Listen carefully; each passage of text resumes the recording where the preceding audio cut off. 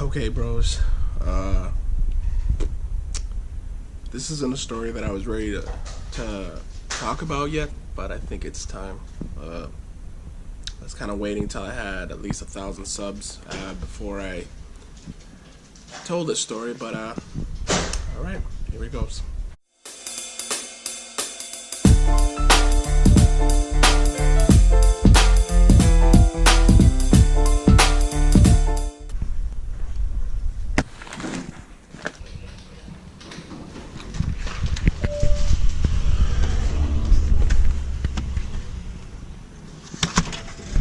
Alright, so what's up and welcome back to another vlog.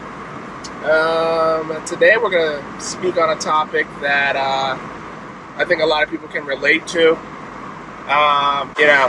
If you at any point in time have seen Fast and Furious and decided, okay, you know what, this is the kind of lifestyle I want to live. And I'm just going to touch base on my personal experience with this topic. She doesn't know what the topic is, so I'm just gonna surprise her. So today's topic is that at one point in my life, I was a racer. Yeah. I'm pretty sure you guys can tell by the thumbnail that I was a pretty awful racer at that. Don't mind me, I'm actually heading to class. Hence the reason why I haven't uploaded in so long.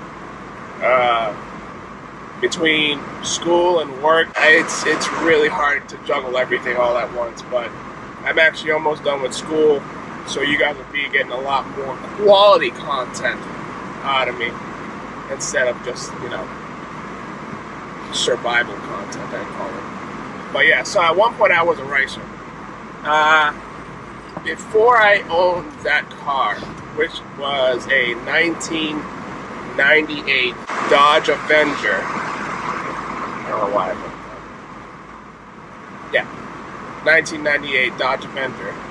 I owned a 1972 Chevy Nova. It was a really fun car, 350 small block.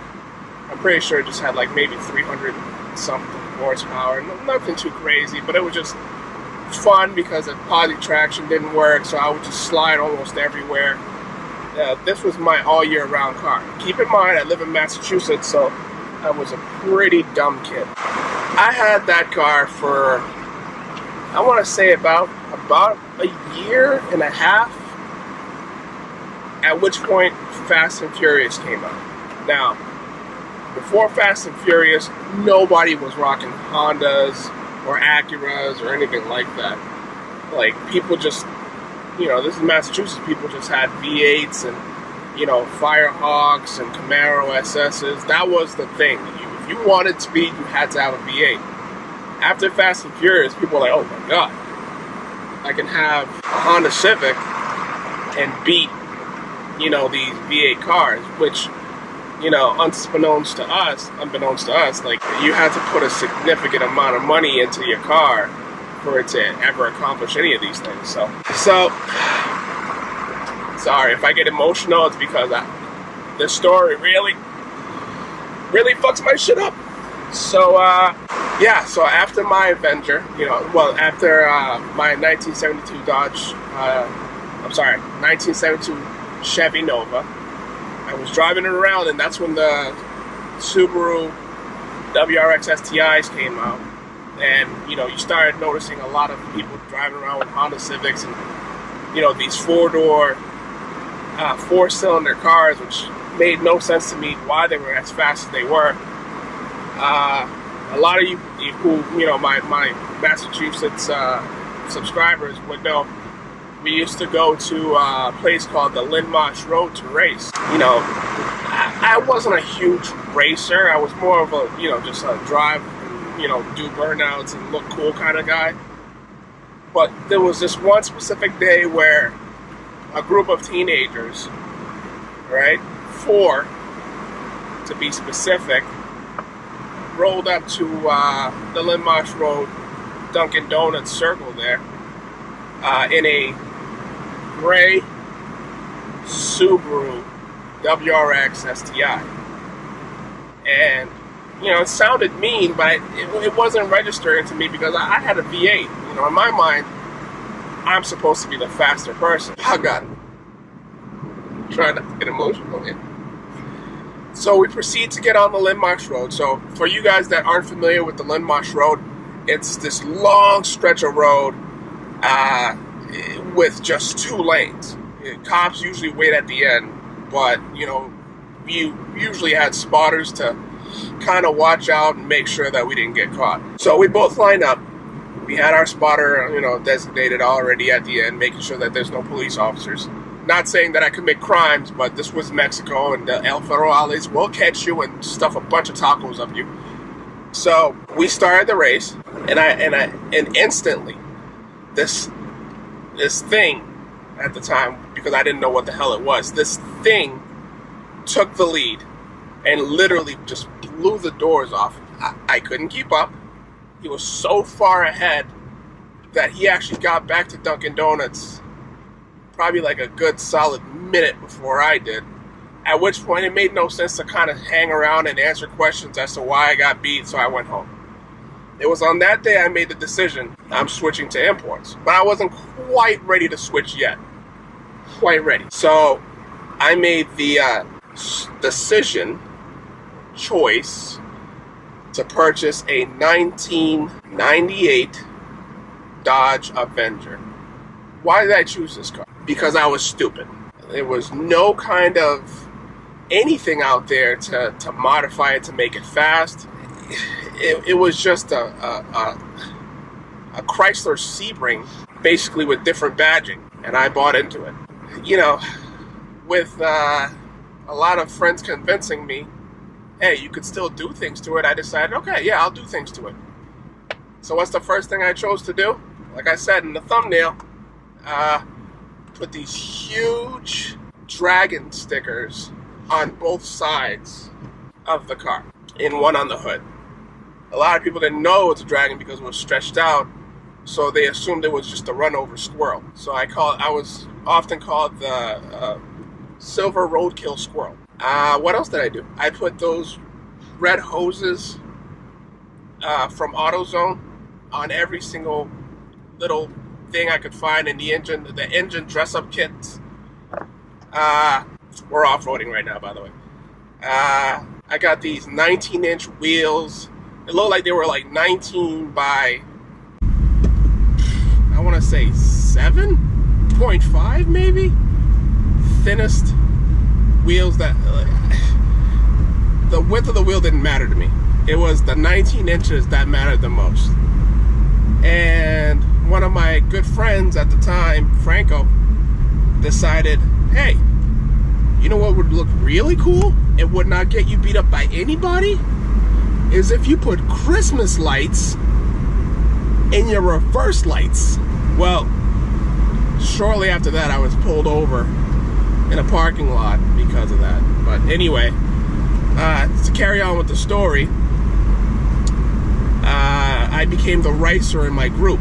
A lot of the guys in my group, Franco was the lowrider guy, but other than him, everybody else was a speedster. So everybody had Camaros and Firehawks and El Caminos and Chevy Malibus, like just nothing less than a 350 small blocker, something mild. You want to interact in this at all? Or? I'm listening. Oh, you're I wasn't a racer. I had a 1975 Ford LTD that I sat on a phone book with.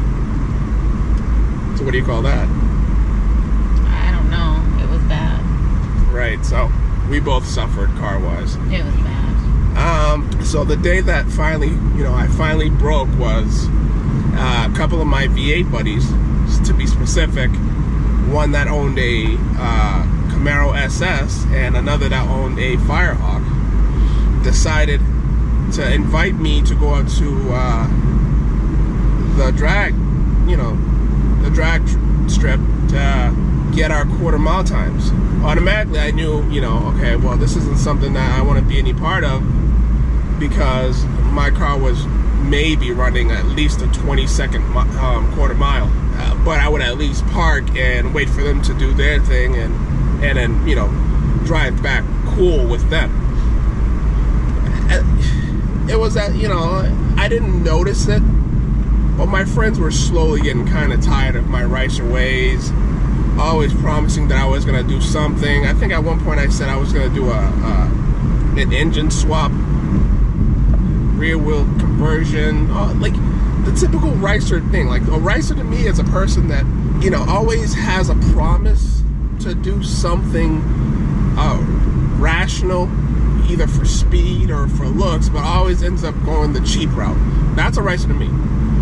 The actual definition is race-inspired caca internals. I don't know what the actual terminology is, but that's not what it meant back then.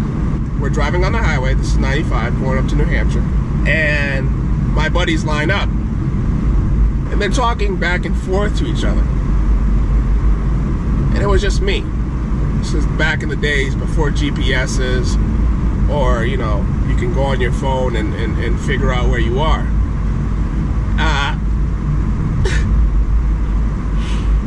Hold it in, be a man, hold it in. Anyway, so they lined up next to each other and decide, you know what, we can't wait for him anymore. Let's just race all the way up there. And they stomped on the gas and left me in the dust. We were pretty close to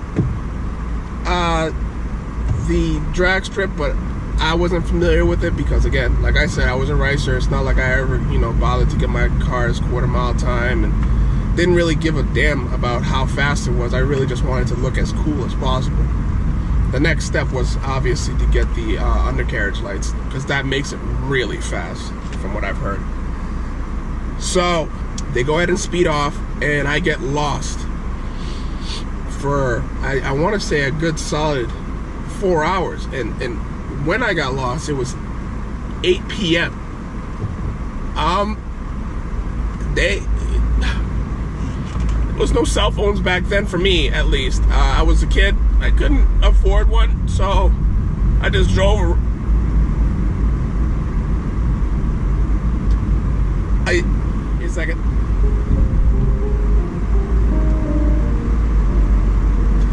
So I just drove around trying to find my way, and I could tell I was close to the drag strip because I would see other cars pulling up next to me and asking me questions like, "Is that a Hemi?" And I thought to myself, are they serious or are they making fun of me? So yeah, made it home about, I want to say 12:30 at night, and I parked my car.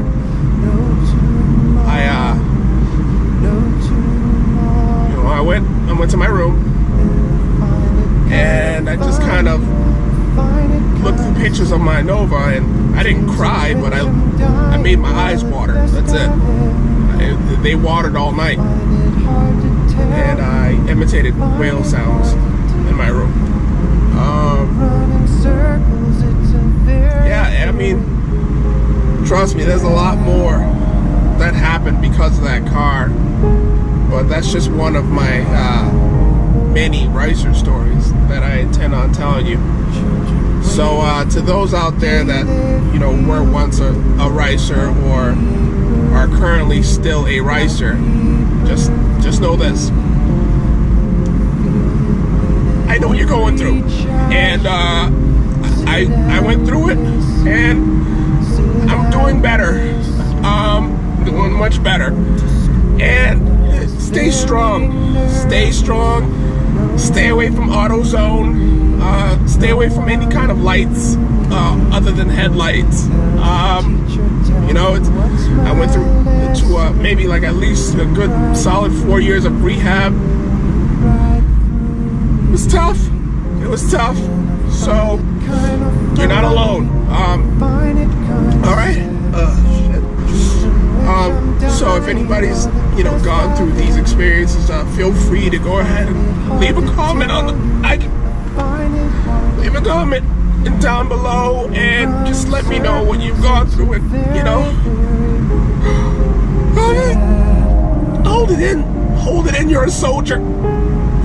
Army whore. Army whore. Army. Suck it up. Suck it up and drive on, soldier. Suck it up. Alright. Woo. Got through that one. So yeah, just be sure to also follow me on Instagram. I have a full picture of that that Avenger. And also, you know, inbox me on Instagram and show me your old Ricer cars if you had any or currently have it. And I'll see you on the next video. All right, peace.